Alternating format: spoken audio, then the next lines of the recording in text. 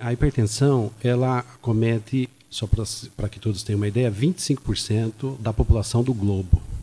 Aqui no Brasil, 31% da população brasileira é hipertensa. A hipertensão, ela aumenta a sua prevalência, a sua incidência, a partir dos 50 anos. E só para vocês terem uma ideia, no Brasil morrem a todo ano 300 mil pessoas por hipertensão. E dessas mortes, quando se avalia o atestado de óbito, dos infartos, né, as principais causas relacionadas à morte por hipertensão são infarto e AVC. Então, desses atestados, 60% dos infartos se deve à hipertensão. E dos 80% dos AVCs, do acidente vascular cerebral, se deve à hipertensão. Existe uma medida padrão, por exemplo, a partir de tal medição de pressão eu já me considero hipertensiva, ou isso varia caso a caso? Sim, de um modo geral, pode-se estabelecer a Organização Mundial da Saúde e as diretrizes, tanto brasileiras, europeias, americanas, consideram com nível de padrão até 140/90, com algumas variações. De um modo geral, se o indivíduo tem pressões acima de 140 e acima de 90, ele é considerado hipertenso. Popularmente chamada de 14/9. Exatamente, até 14/9. Quando o indivíduo tem uma pressão, a pressão ideal seria uma pressão abaixo de 12/8. Uma pressão acima de 12, por exemplo, 13/8, a gente considera pré-hipertenso com os conhecimentos da medicina atual. E nesses casos, qual que é a orientação quando esse paciente chega no seu consultório e é detectado que ele está com hipertensão? A gente tem que entender a hipertensão não como uma manifestação isolada. Muitas vezes a hipertensão ela pode vir associada com outras alterações que o indivíduo tem, como por exemplo a obesidade, o paciente dorme mal, ele faz apneia do sono, tem um ambiente de estresse muito alto e muitas vezes a hipertensão é apenas parte do problema. Então é importante que o paciente seja visto como um todo para que se possa dar uma medida definitiva ao tratamento. Muito bem, nós estamos conversando com o médico, o cardiologista João Clima da Silva a respeito da hipertensão. O repórter Bidu está aqui no estúdio e também tem perguntas. Pois não, Bidu? Bom dia, doutor. Pois não, bom dia. Infelizmente, o Brasil vive um momento muito difícil, onde as pessoas muito atribuladas no dia a dia, no cotidiano, aqueles que têm família para sustentar, desempregado. Então, esse psicológico, ele influencia na questão cardiológica? Sim, isso tem um impacto direto sobre o aparelho cardiocirculatório. Por isso que a gente motiva que os pacientes façam exercício, porque o exercício, acima de tudo, além de ajudar a manter, controlar o peso, ele oferece uma resposta moduladora ao estresse. Você tem uma forma de enfrentamento melhor do estresse do dia a dia. Então, assim, a hipertensão ela é uma doença multifatorial. Evidentemente que não é apenas o estresse o fator principal. Existem outros fatores, por exemplo, a genética é responsável por 30% da hipertensão. Tá? Então, quando se pega um paciente hipertenso, a gente tem que olhar para a família dele, se ele tem história de morte na família, os irmãos, se ele está obeso, tentar ajudar com medidas no ambiente de trabalho, né? Medidas educativas, inclusive, fazendo com que ele melhore a sua relação com o seu trabalho, que ele estabeleça horários mais bem definidos em relação às suas refeições, tá? Porque todos esses fatores eles acabam influenciando a hipertensão. Então, a hipertensão não é uma doença de um fator só. Então, reduzir sal para hipertensão é importante? Sim, muito importante. Mas nós temos que, não só isso, controlar o nível de estresse, controlar o peso, orientar esses pacientes a fazer atividade física, né? Porque a doença ela é multifatorial. E ela é hereditária? Ela tem 30% de genética familiar. É uma doença que tem um polimorfismo, como a gente diz, genético. Então, assim, não existe um gene específico da hipertensão. Existem vários sistemas que estão ligados à hipertensão e que têm alterações, mutações nos seus genes. Então, não é uma doença que nós vamos ter um cromossomo, uma alteração específica em determinado ponto. Não, ela é uma doença multifatorial. Portanto, a mudança do estilo de vida, a atividade física regular, a alimentação correta, o combate à obesidade, o controle de estresse no ambiente de trabalho, né? Manter uma saúde mental, né? Tomar cuidado com endividamentos, né? Nesse processo que o país está passando, tudo isso favorece para você pelo menos postergar, porque a carga genética você não tem como sair dela, fugir dela, mas você tem como postergar o aparecimento da hipertensão.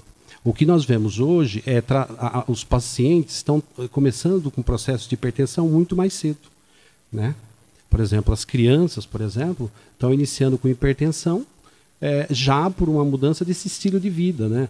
A vida digital, pouca atividade física. Então, hoje, a principal causa de hipertensão na infância é a obesidade.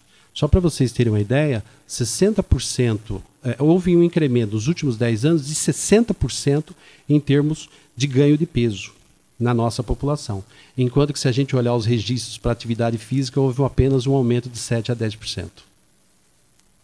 Preciso mudar esse hábito. Na criança, não adianta restringir a alimentação, ela tem que fazer uma atividade física também. O mais importante para a criança é a atividade física, né? Hoje elas ficam sequestradas, pode-se dizer assim, dentro dos seus próprios quartos, mexendo em seus tablets, seus celulares, ou quando não, vendo programas, né? Os youtubers, enfim, vendo... e elas têm pouca atividade física, as crianças não tomam sol, não brincam mais. E parte disso também não é só responsabilidade dos pais, isso é por conta da nossa sociedade moderna. Hoje nós não temos mais crianças nas ruas, né? Até por questões de segurança. Mas os pais precisam se empenhar em tentar despertar o interesse dessa criança por algum tipo de atividade física. Exatamente. Os pais sempre têm que trazer seus filhos para mais próximos, até por conta de segurança, não só em relação à sua saúde, mas também, como nós sabemos, em relação à segurança do que ela está vendo em relação da mídia digital. O senhor tem pacientes que, por exemplo, se empenham em ter uma boa alimentação, uma atividade física, e ter mais qualidade de vida, e com isso eles conseguem evitar ter que tomar remédios, eles conseguem controlar essa pressão arterial? Sim. Se o paciente ele for bastante regrado e tiver uma dieta com bastante verduras, legumes, com menos sal na dieta, só para vocês terem uma ideia, nós brasileiros temos um hábito de ingerir de 6 a 8 gramas de sal por dia, quando na verdade não precisaria mais do que 2 gramas, né? As populações indígenas não adicionam sal à sua dieta. Por outro lado, existem populações como os esquimós nas regiões geladas que chegam a ingerir 20 gramas de sal por dia. E o sal ele tem uma relação direta com o aumento da pressão arterial. E quando a gente fala em sal, já recebemos aqui no programa alguns nutricionistas que eles alertam que não é só aquele sal que a gente adiciona aos alimentos. Tem aquela questão dos alimentos congelados, e esses alimentos têm muito sódio, né? Exatamente. O sódio que nós acrescentamos na dieta através do saleiro, ele representa apenas 20% ou menos do sal que a gente ingere por dia. A grande concentração do sódio já está presente nos alimentos que a gente come. Se nós tivéssemos que elencar aqui quais os principais alimentos da nossa dieta do dia a dia que tem muito sódio, o primeiro campeão certamente seria o queijo. Depois viria o feijão, por exemplo, para você deixar um caldeirão de feijão num ponto que a gente considera gostoso, vai bastante sódio, né? Então, a gente acaba ingerindo mais sódio do que de fato nós precisamos, por uma questão cultural, mas nós não precisaríamos desse sódio no dia a dia. E quando a gente fala em crianças, tem aqueles salgadinhos, a bolacha recheada, tudo isso tem sódio, né, doutor? Exatamente. Só para vocês terem uma ideia, por exemplo, a goiabada, ela vem com conservante à base de sódio, quer dizer, ela é um doce e tem um conservante à base de sódio. Então o sódio ele está presente na maioria dos conservantes e realmente... para a gente melhorar a nossa alimentação, a gente tem que diminuir um pouco dos alimentos industrializados e procurar comer mais produtos naturais. Eu tenho uma pergunta aqui a respeito dos sintomas, de que maneira a pessoa percebe que ela está com pressão alta. Perfeito. A hipertensão ela é conhecida como o inimigo silencioso. O mais comum da hipertensão é não dar sintoma nenhum. Mas um indivíduo, se ele começa a ter um sono muito inquieto, começa a dormir mal, começa a cansar de forma desproporcional ao que ele fazia antes, né? Passa a ter uma irritabilidade diferente, ou então um sintoma muito comum que a população refere, embora não é obrigatório estar presente, seria a cefaleia nucal, né? Então o paciente passa a ter uma dor de cabeça, principalmente na região da nuca, logo de manhã ele acorda com essa dor de cabeça e ele percebe que tem alguma coisa estranha com ele está se sentindo assim mais cansado, mais pesado e as coisas não fluem tão bem. A hipertensão é o nosso assunto hoje aqui no Jornal da Manhã. Estamos conversando com o cardiologista João Clima. Bidu, tem perguntas? Não, o senhor falava do período da manhã. Dizem que no período da manhã é onde ela se manifesta com mais... Sim, no período da manhã, na verdade a hipertensão ela segue o ritmo, nosso ritmo circadiano. Para um indivíduo que dorme à noite e trabalha durante o dia, ele tem o pico do cortisol, que vai normalmente das 7 às 10 da manhã e por volta das 4 às 6 da tarde. Então, nesses momentos é que você tem o maior pico de hipertensão. E a gente vê na cidade, nos 4 cantos, as pessoas fazendo caminhada, tanto a matinal como aquela ao final da tarde. Essa caminhada ajuda também para quem é hipertenso? Sim, a caminhada é extremamente importante, como nós dissemos aqui há pouco, que ela modula a resposta ao estresse. Agora, o que nós recomendamos é que todo exercício físico, antes do indivíduo iniciar a sua atividade matinal, que ele faça o seu pré-condicionamento. Por quê? Porque se ele começar a fazer um exercício sem nenhuma forma de condicionamento, ele pode fazer um pico de hipertensão e ele acaba se expondo a um risco cardiovascular maior. Então, fazer exercício é importante, é saudável, mas tem que saber fazer. Tem que fazer de forma coordenada, tem que, antes de mais nada, procurar um médico, saber se o paciente tem possibilidades de fazer exercício, né? Porque chegar lá para fazer o exercício e já prontamente se expor a uma carga de esforço maior, ele pode ter um pico de hipertensão e aí sim desenvolver as complicações da hipertensão, como, por exemplo, um acidente vascular cerebral. Tudo bem, estamos conversando hoje com o cardiologista João Clima. Hoje é o dia de combate e prevenção à hipertensão. O contrário também é perigoso? Temos uma pergunta aqui do ouvinte Dona Sônia, do bairro do Estádio. Quem tem a pressão muito baixa também tem riscos à saúde? Não, de um modo geral, a questão em relação às pressões baixas na população, de um modo geral, acaba sendo um folclore, né? Na verdade, a pessoa tem a pressão que ela deveria ter. Então, ela vai ter 10 por 7, 11 por 7, principalmente se ela é magra, do sexo feminino. Então, ela tem uma tendência a ter pressões mais baixas. Então, assim, a preocupação maior é sempre em relação à hipertensão. Agora, a pressão baixa ela pode estar vinculada a alguns quadros graves, mas normalmente são situações catastróficas. Por exemplo, um infarto agudo do miocárdio, um acidente automobilístico com grande perda sanguínea. Então, a situação de hipotensão que se vivencia, que as pessoas às vezes falam, eu estou com a minha pressão mais baixa, normalmente isso não tem uma relação direta nenhuma. Na verdade, é apenas uma suposição. O paciente acredita que ele possa estar com a pressão mais baixa.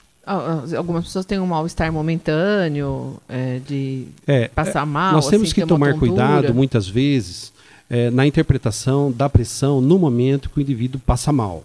Por quê? A hipertensão, o que nós chamamos de hipertensão? Nós chamamos de hipertensão o indivíduo que tem pressões acima de 14 por 9, mas mantida. Né, pressão no seu dia a dia acima de 14 por 9, e não medidas isoladas. Então, por exemplo, se o indivíduo tiver uma dor de cabeça, e ele medir a pressão, é possível que ele tenha a pressão alta naquele momento. E aí, quem nasceu primeiro, o ovo ou a galinha? Será que foi a pressão que está dando a dor de cabeça? Ou será que a dor de cabeça, no caso, uma enxaqueca, que está levando a pressão? Como é que a gente vai diferenciar? Então, assim, se o indivíduo não tem histórico de hipertensão, nesse momento, o mais prudente é melhorar, controlar a dor desse paciente, tratar essa dor de cabeça e depois aferir essas pressões em outros dias, para ver se ele sustenta o nível de pressão aumentado. Aí sim, a Organização Mundial da Saúde fala em 3 ou mais aferições acima de 14 por 9 antes de se estabelecer que o indivíduo é hipertenso. Por quê? Se ele passou por uma preocupação maior, se ele levou um susto, enfim, ele pode ter episodicamente um aumento de pressão, mas não é isso que caracteriza o indivíduo hipertenso. O hipertenso é aquele que mantém no seu dia a dia níveis de pressões acima de 14 por 9. Ter aqueles aparelhos que medem a pressão em casa, isso é um benefício ou pode atrapalhar a vida do cidadão, porque nem sempre eles são exatos? Nós não recomendamos que se tenha aparelho em casa, principalmente porque a tendência do paciente, do leigo, é estabelecer imediatamente aquilo que ele está sentindo, uma relação de causa e efeito. Então, por exemplo, um indivíduo pode começar com uma manifestação de infarto com náuseas, com vômitos e não propriamente uma dor no peito. E se ele medir a pressão, uma vez que ele está passando mal, é possível que essa pressão esteja alta. E aí ele vai tentar atribuir aquele mal-estar à pressão dele. Então, medir a pressão em casa é uma forma de automedicação. E esses aparelhos também vendidos nas lojas, de um modo geral, eles não têm um local próprio onde você possa calibrar, né? E os aparelhos digital, eles dão muitas aferições errôneas, né? De forma que nós não usamos habitualmente isso no nosso consultório, né? Então ele serve como uma orientação, como um guia para te dizer para que lado a pressão está indo. Mas como medida para o paciente assumir em casa que o que ele está sentindo, uma relação de causa e efeito, é muito perigoso. E medir a pressão na farmácia? Porque a gente sabe que essa pessoa tem uma dificuldade, mesmo quem tem o seu plano de saúde, não se consegue uma consulta, logicamente, para o próprio dia, para o dia seguinte. Né? A gente recomenda que medir a pressão sempre, né, onde a gente tiver a oportunidade, principalmente hoje, no dia, como é que nós iniciamos essa campanha de combate e prevenção à hipertensão? Medindo a pressão, né, para que a gente descubra quem de fato é hipertenso. Agora, nós temos que tomar cuidado com essas medidas isoladas, em que o indivíduo não fez, ele tem uma medida e pronto, e assume dali que a pressão dele estava alta. Eu acho que como alerta, ele pode até aferir a pressão dele na farmácia, mas não assumir que aquela medida única ali já dá o diagnóstico de que ele é um hipertenso. Volto a lembrar que a hipertensão ela faz parte de um conjunto de alterações que a acompanha, né? O indivíduo até pode ter hipertensão pura e isolada, mas quase sempre ele está precisando emagrecer, ele precisa controlar o nível de estresse, ele precisa praticar mais atividade física, reduzir o sal da sua dieta, e que muitas vezes a hipertensão é apenas o início do problema para se chamar a atenção. Muito bem, nosso entrevistado de hoje é o cardiologista João Klima. Bidu, tem pergunta? Só para finalizar com relação ao dia de hoje, é Dia Nacional da Hipertensão. Perfeito. O que se faz hoje? Qual é a... É mais esclarecimento hoje a nível de Brasil? Hoje em termos de Brasil é mais a nível de esclarecimento. Só para vocês terem uma ideia... Para tirar dúvidas, né? Com 300 mil mortes que nós temos por ano no Brasil, isso equivale a dizer que a cada 2 minutos no Brasil morre uma pessoa por infarto ou AVC, cuja causa principal é a hipertensão. A cada 2 minutos. Exatamente. Um número bastante alarmante, um número bastante assustador. E quando a gente avalia nos registros, por exemplo, se o paciente ele é hipertenso, ele tem colesterol alto, ele é diabético, e muitas vezes a gente trata o paciente em termos de diabetes, mas como que está a pressão dele? A pressão dele não está controlada. Muitas vezes o paciente trata a hipertensão, trata o diabetes, mas ele não está com o colesterol controlado.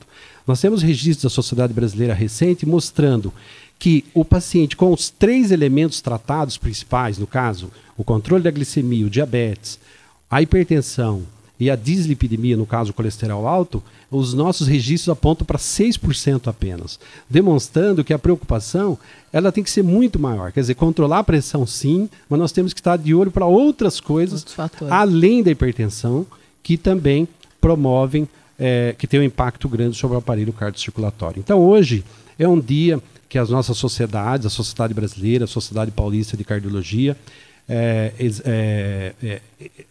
faz o exercício junto da população, em praças de diversas cidades, nos principais jornais, como nós estamos fazendo aqui, essa divulgação e chamando a atenção para um problema. Nós sabemos o que fazer, agora nós precisamos trazer esses pacientes para o tratamento, para o reconhecimento. Como tratar?